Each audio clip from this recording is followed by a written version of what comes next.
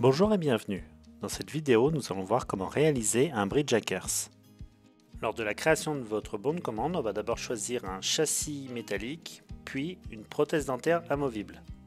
Pour cette vidéo, je vais choisir un matériau proposé par la société TCS France, qui est une alternative usinable au nylon. Finissez ensuite de remplir votre bon de commande avec les dents adjacentes, l'antagoniste et le type de prothèse, modèle à numériser ou empreinte digitale. On passe ensuite en conception normale et non pas en conception de châssis. Comme j'ai indiqué une empreinte digitale, la première étape sera d'indiquer l'axe occlusal. Attention, ce n'est pas l'axe d'insertion de la future prothèse, c'est vraiment dans quel sens il faut lire le fichier.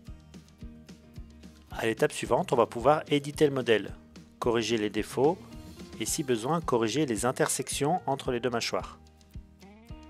Le plus souvent, un bridge hacker sera un bridge transitoire dans le cadre d'une implantation. On va donc simuler l'extraction d'une dent. Pour ce faire, passez en mode expert, faites un clic droit sur la mâchoire concernée, puis extraire la dent. Cliquez sur la dent que vous souhaitez extraire, puis indiquez au logiciel de quelle dent il s'agit pour que vous puissiez la conserver comme un modèle de situation. On peut également creuser plus ou moins la gencive au niveau du site de l'extraction. Repassez un assistant pour suivre le cours normal de la conception. On va maintenant définir l'axe d'insertion de la future prothèse et donc la mise de dépouille du modèle. Les paramètres disponibles vous permettront d'avoir une prothèse plus ou moins rétentive. Choisissez la bibliothèque de dents que vous souhaitez et positionnez votre dent. Attention, seules les bibliothèques de dents pour la prothèse conjointe sont disponibles.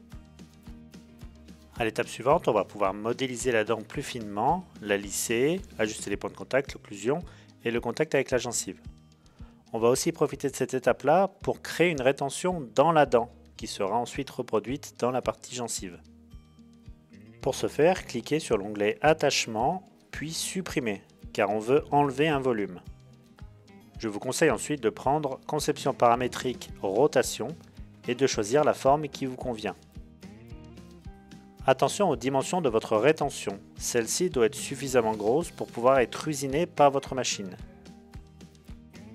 Il faudra donc choisir un diamètre, une largeur en l'occurrence, supérieur au diamètre de l'outil le plus fin utilisé pour usiner l'intrado de votre couronne. Une fois l'attachement positionné, pensez à cliquer sur Appliquer.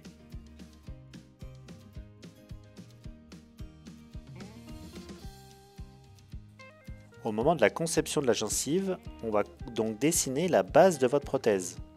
Gencive et crochet inclus.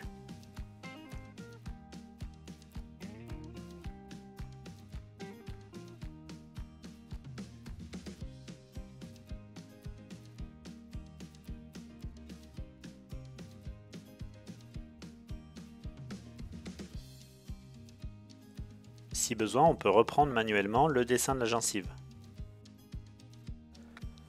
L'étape suivante va consister à adapter les différents éléments les uns aux autres, la dent à la gencive et la gencive à la mâchoire. Il y a donc différents paramètres disponibles pour gérer les espaces entre ces différents éléments.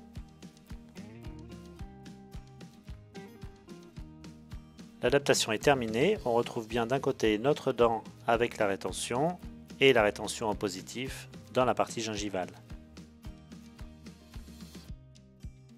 Merci de nous avoir suivis, n'hésitez pas à prendre contact avec nous si vous avez des questions.